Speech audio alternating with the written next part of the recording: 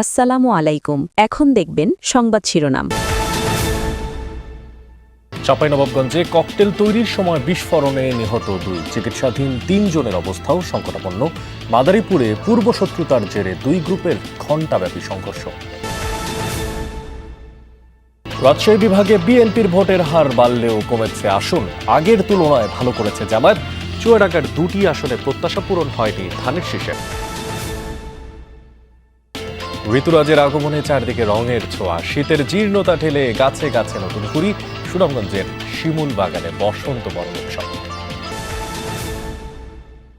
গাজীপুরের টঙ্গীতে দলীয় কার্যালয় দখলকে কেন্দ্র করে যুবদল নেতাকর্মীদের ওপরে হামলার অভিযোগ উঠেছে স্থানীয় বিএনপি নেতাকর্মীদের বিরুদ্ধে। এতক্ষণ শুনছিলেন সংবাদ শিরোনাম, এবারে শুনবেন বিস্তারিত। নবাবগঞ্জের ককটেল তৈরির সময় বিস্ফোরণে প্রাণ গেছে 2 জনের, আহত হয়েছেন 3 জন। ভোরে সদরের ফাটাপাড়া গ্রামে এই ঘটনা ঘটে। পুলিশ জানায় স্থানীয় মোহাম্মদ কামাল কালামের বাড়িতে ককটেল তৈরি করছিল কয়েকজন, আর এই সময় হঠাৎই ঘটে বিস্ফোরণ। ঘটনাস্থলেই প্রাণ হারান 2 জন, গুরুতর আহত হন বজলুর রহমান মিনহাজ এবং শুভ নামের 3 জন। বিকট শব্দ শুনে সেখানে গিয়ে আহতদের উদ্ধার করেন স্থানীয়রা। আশঙ্কাজনক হওয়ায় তাদের রাজশাহী মেডিকেলে নেওয়া হয়েছে। খবর পেয়ে ঘটনাস্থলে গিয়ে পরিস্থিতি নিয়ন্ত্রণে আনে পুলিশ ও বিজিবি। স্থানীয়রা জানান, বিস্ফোরণে হতাহতরা জুলাই আন্দোলনের আগে আওয়ামী লীগের রাজনীতির সাথে জড়িত ছিল। বোম ডিসপোজাল ইউনিট তাদেরকে সংবাদ দেওয়া হয়েছে, তারা এসে ঘটনাস্থল দেখবেন এবং আরও কোনো অবিস্ফোরিত ককটেল বা তার সরঞ্জামাদি আছে কিনা সেটা দেখে তারপরে আমরা মৃতদেহ যে আইনানুগ কাজ সেটা সম্পন্ন করব। এখন পর্যন্ত নিহত যে 2 জন আছেন তাদের পরিচয় কিন্তু পুলিশ শনাক্ত করতে পারেননি। তারা যেটি বলছেন যে আইন শৃঙ্খলা রক্ষাকারী বাহিনী কাজ করছে, সিআইডির ক্রাইম সিন এখানে ইতিমধ্যে এসে পৌঁছেছেন এবং যেটা বলতে চাই যে ফরেনসিক যে টিম আছে তারা যখন আসবেন হয়তো তারা আসলেই তাদের পরিচয় শনাক্ত করতে পারবেন, এই ধরনের তারা কথা বলছেন। এবং যেহেতু ঘটনাস্থলে এখনও আলামতগুলো পড়ে রয়েছে, ক্রাইম সিন আসলেও ফরেনসিক না আসা পর্যন্ত বা বোম ডিসপোজাল ইউনিট যতক্ষণ পর্যন্ত না আসছে ততক্ষণ পর্যন্ত কিন্তু এই শনাক্ত করা সম্ভব হচ্ছে না। আর এখন পর্যন্ত এই যে কালামের যে বাড়ি, তিনি কিন্তু নির্মাণ শ্রমিক, তিনি ঢাকায় নির্মাণ শ্রমিকের কাজ করেন। তার ভাই দুলাল মূলত যে লোকজনগুলোকে নিয়ে এই ঘরের মধ্যে এই বোমা তৈরি করছিলেন, তিনি কিন্তু পলাতক রয়েছেন, বা বাড়ির ও পরিবারের অন্যান্য যারা সদস্য রয়েছেন তারা সকলেই কিন্তু পলাতক রয়েছেন। যার কারণে এখন পর্যন্ত কোনো বিষয়গুলো অনুসন্ধান না করে বলতে চাইছে না পুলিশ। আর একজন নিহতের পরিচয় সংখ্যা করা হচ্ছে, তার বাড়ি রানীহাটি, অর্থাৎ যে 2 জন নিহত হয়েছেন তারা সম্ভবত এই এলাকার না, তাদেরকে নিয়ে আসা হয়েছিল এই কাজের, তারা হয়তো এক্সপার্ট ছিল, যার কারণে তাদেরকে এখানে এনে এই কাজগুলো করা হচ্ছিল। এবং ভোররাত্রে যখন তারা এই কাজগুলো করছিল তখনই হঠাৎ বিকট শব্দে যে বিস্ফোরণ ঘটে এবং এখানকার রাজনৈতিক নেতৃবৃন্দ, সাধারণ মানুষ যেটি বলছে যে আধিপত্য বিস্তারকে কেন্দ্র করেই কিন্তু এ ধরনের কার্যক্রম বা বোমা তৈরির যে সরঞ্জামগুলো ব্যবহার করা। রাজশাহী বিভাগে প্রথমবার জাতীয় নির্বাচনে আসন জয়ে 2 অঙ্কের ঘর পেরিয়েছে জামায়াত ইসলামী, আর একই সাথে বেড়েছে ভোট প্রাপ্তির হারও। আর বিপরীতে 1991 সালের পর থেকে গ্রহণযোগ্য নির্বাচনগুলোতে এই বিভাগে অন্তত একটি আসন নিশ্চিত করলেও এবার জাতীয় পার্টির অর্জন 0।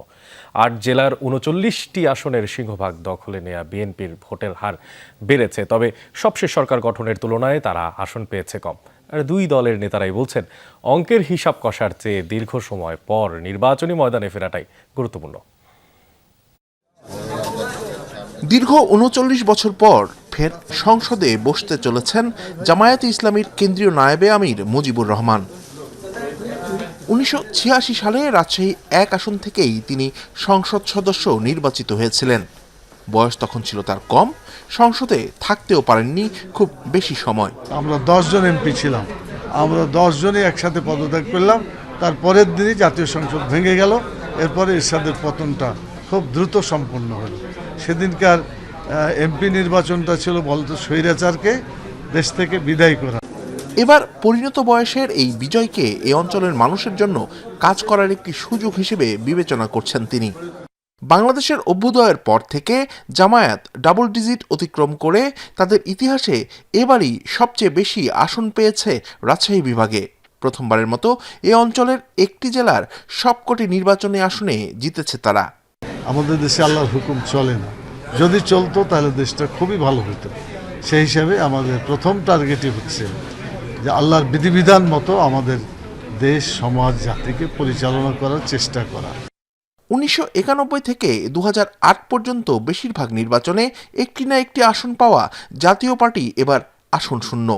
অন্যদিকে বিএনপি তাদের আগের সর্বোচ্চ সংখ্যক আসন জয়ের রেকর্ড ছাড়াতে না পারলেও উত্তরের এই বিভাগের 39টি আসনের সিংহভাগই তাদের কবজায়। রাজশাহীর সর্বস্তরের মানুষ আমাদের ধানের শীষকে নির্বাচিত করেছে। আমি আশা করছি যে তাদের যে প্রত্যাশা, ইনশাল্লাহ আমরা সব কিছু আমরা পূরণ করব। আমাদের সরকার, বিএনপির প্রয়াত চেয়ারপারসন খালেদা জিয়া একসময় এই বিভাগ থেকেই সংসদে গিয়েছেন। এবার প্রথমবারের মতো নির্বাচিত হয়েছেন তার সন্তান, দলটির চেয়ারম্যান তারেক রহমান। বিএনপি চেয়ারম্যানের এই উপদেষ্টা মনে করেন, ফলাফল বিশ্লেষণের চেয়ে দেশকে ঐক্যবদ্ধভাবে এগিয়ে নিয়ে যাওয়া এখন তাদের প্রধান কাজ। যারা হচ্ছে চাঁদাবাজ, সে যেই হোক না কেন, যারা জনগণের উপরে ইয়ে করবে, সে যেই হোক না কেন, তাকে কঠোর হস্তে দমন করা। এবং গত 17 বছরে এবং 1.5 বছরে যারা আজই এ বসন্তে কত পাখি গায়, কত ফুল ফোটে। ঠিক এই মুহূর্তে যেমনটা আমি একেবারে বাসন্তী রঙের পাঞ্জাবি জড়িয়ে আছি। ঋতুরাজ বসন্ত আসলেই মনের মধ্যে এক ধরনের উৎসব ছড়িয়ে পড়ে, রং ছড়িয়ে পড়ে। এই ঋতুরাজ বসন্তের আগমনেই সেজেছে সুনামগঞ্জের তাহিরপুরে গড়ে ওঠা এশিয়ার সর্ববৃহৎ শিমুল বাগানও। সকাল থেকেই সৌন্দর্যের এক আবাসস্থল বলা যায় বাগান, এবং সেই বাগানকে উপভোগ করতে আসছেন নানা বয়সী মানুষ। বসন্ত বরণে উৎসবের আয়োজন নিয়ে জেলা প্রশাসন ও শিল্পকলা একাডেমি আয়োজন করেছে এই উৎসবের। এই বিষয়ে আরও জানাতে আমাদের সঙ্গে এই মুহূর্তে যুক্ত আছেন সহকর্মী। আপনাকে জানাচ্ছি বসন্তের শুভেচ্ছা। জানতে চাই আপনার মাধ্যমে আসলে দর্শনার্থীদের উপস্থিতি কেমন দেখতে পাচ্ছেন, এবং বসন্ত বরণ উৎসব কখন নাগাদ শুরু হবে? ধন্যবাদ।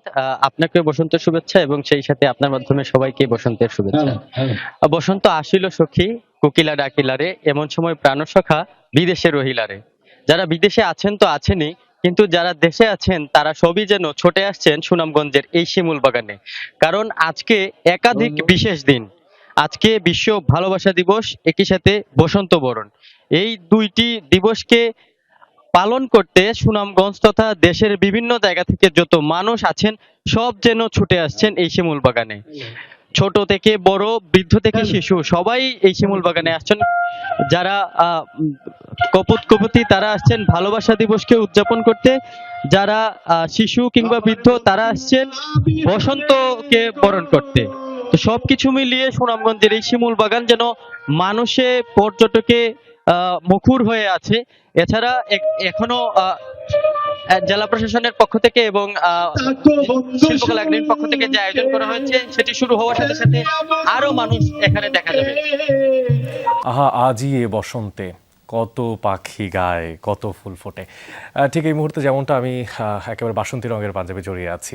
ঋতুরাজ বসন্ত আসলেই মনের মধ্যে এক ধরনের উৎসব ছড়িয়ে পড়ে, রং ছড়িয়ে পড়ে। এই ঋতুরাজ বসন্তের আগমনেই সেজেছে সুনামগঞ্জের তাহিরপুরে গড়ে ওঠা এশিয়ার সর্ববৃহৎ শিমুল বাগানও। সকাল থেকেই সৌন্দর্যের এক আবাসস্থল বলা যায় বাগান, এবং সেই বাগানকে উপভোগ করতে আসছেন নানা বয়সী মানুষ। বসন্ত বরণে উৎসবের আয়োজন নিয়ে জেলা প্রশাসন ও শিল্পকলা একাডেমি আয়োজন করেছে এই উৎসবের। এই বিষয়ে আরও আজকে বিশ্ব ভালোবাসা দিবস, একই সাথে বসন্ত বরণ। এই দুইটি দিবসকে পালন করতে সুনামগঞ্জ তথা দেশের টঙ্গীতে দলীয় কার্যালয় দখলকে কেন্দ্র করে যুবদল নেতাকর্মীদের ওপরে হামলার অভিযোগ উঠেছে স্থানীয় বিএনপি নেতাকর্মীদের বিরুদ্ধে। গতরাতে টঙ্গীর 27 এলাকায় এই ঘটনা ঘটে।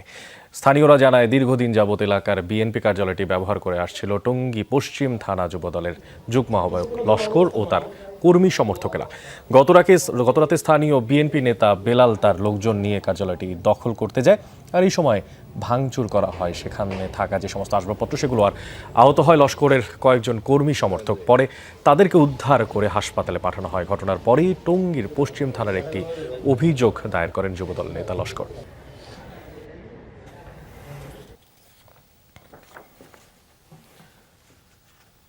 মুন্সিগঞ্জের সদর উপজেলায় প্রতিপক্ষের হামলায় স্বতন্ত্র প্রার্থীর এক সমর্থক নিহত হয়েছে। মুন্সিগঞ্জ সদর সার্কেলের অতিরিক্ত পুলিশ সুপার মোহাম্মদ বিল্লাল হোসেন জানান, শুক্রবার দুপুরে ধানের শীষ প্রতীকের সমর্থকেরা ফুটবল প্রতীকের সমর্থক জসিম নায়েবের বাড়িতে গিয়ে তাকে গালিগালাজ করে। এক পর্যায়ে বেধড়ক মারধর করলে গুরুতর আহত হয় জসিম ও তার বাবা মাফিক নায়েব। তাদের উদ্ধার করে ঢাকা মেডিকেল কলেজ হাসপাতালে নিয়ে যায় স্বজনরা। সেখানে চিকিৎসাধীন অবস্থায় সন্ধ্যা 7:30টার দিকে মৃত্যু হয় জসিমের। আর এই